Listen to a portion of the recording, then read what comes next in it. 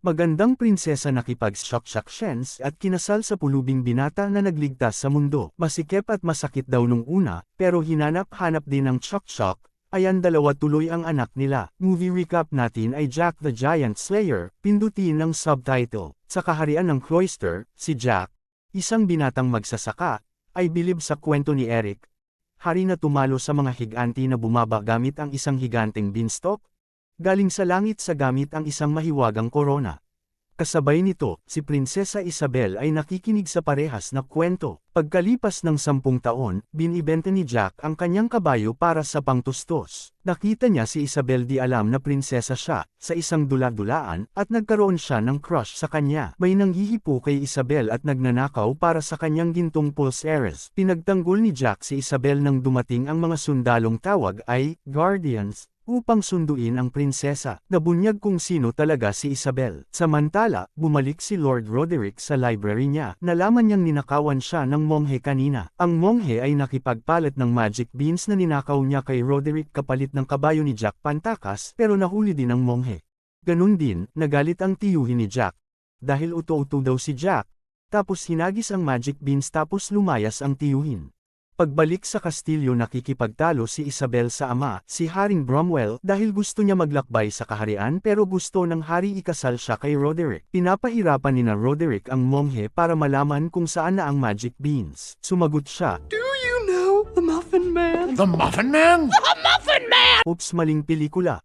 Tumakas si Isabel ng kastilyo at naghanap ng matutuluyan mula sa ulan sa bahay ni Jack. Dahil umulan na basa ang beans, umuuga ang lupa at nagdulot ng pagyanig sa loob ng bahay, umusbong ang ugat ng isang bean at tumubo ang matayog na beanstalk na tumangay sa bahay at Isabel sa langit habang si Jack ay nahulog sa lupa. Nagising si Jack, gulat na pinaliligiran ng mga sundalo, kinwento niya ang lahat sa hari. Siya, si Roderick, alalay ni Roderick, si Wee, ay nagpresente sumama, sa pangunguna ni Elmont at ng kanyang tiny enteng si Crow, na umakyat at iligtas si Isabel. Bumabagyo sa itaas, pinutol ni Roderick at Wick ang tali at sinadyang ihulog ang ilang sundalo dahil pabigat daw. Sa tuktok, natuklasan nila ang higanteng mundo at dalawahin ang search party, ang isa ay sina Jack, Elmont, at Crow, at ang isa sina Roderick at Wick, ngunit nakumpiska muna nila ang beans mula kay Jack pero nakapagtabi si Jack ng isa. Napatibong sina Elmont ng isang higanti, dinampot sila maliban kay Jack na nakatago. Samantala, hinulog ni Roderick ang kasamang sundalo, minalas tuloy at nakita ng mga higanti. Dinakma si Wick, ngunit bago madampot si Roderick, nilabas ni Roderick ang magic crown na nasa kanya pala. Sumunod si Jack sa lungga ng higanti.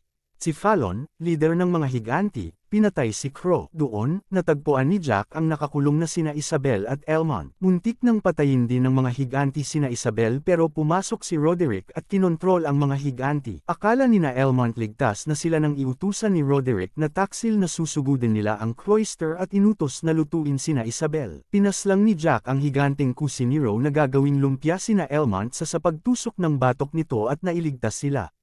Ang tatlo ay pababa dapat sa beanstalk, mautak si Jack at naihulog ang higanteng bantay sa bangin. Si Jack at Isabel ay bumaba sa beanstalk, habang si Elmont ay nagpaiwan para tapusin si Roderick. Siyempre nakita sa baba yung nahulog na higanti kaya pinaputol ng hari ang beanstalk, masakit man sa puso. Ang ating tropang si Jack Hokage moves kay Isabel. Yeah, boy. Napatay si Roderick, pero nadampot ni Fallon yung korona na nakulagot. Napilitang sumabit si Elmont sa naputol na beanstalk. Sina Jack, Isabel, at Elmont nakaligtas naman sa pagbaba ng beanstalk. Ginamit ng higanti ang mga beans ni Roderick para bumaba at noong uwian na. Nabulaga si Jack ng mga beanstalk at hinabol sina Isabel para balaan. Hinabol ng mga higanti si Jack, Isabel, at Bromwell patungong kastilyo. Si Elmont ang namahala sa depensa para magbuhos ng langis at silaban. Nakalusot ang grupo ng hari at si Jack ay nakahabol din. Si Fallon dumakdak sa tulay, pero niretreat siya ng palasot. Nahulog siya sa tubig, pero nakalusot sa kanal. Habang nagpapatuloy ang labanan, nagtago sina Jack at Isabel sa kastilyo nang si Fallon ay pumuslit at sinunggaban siya.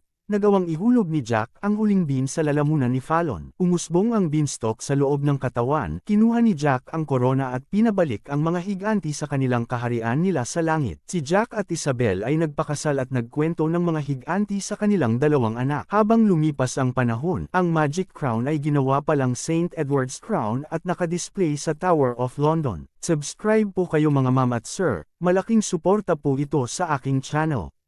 Like and comment din po. Salamat.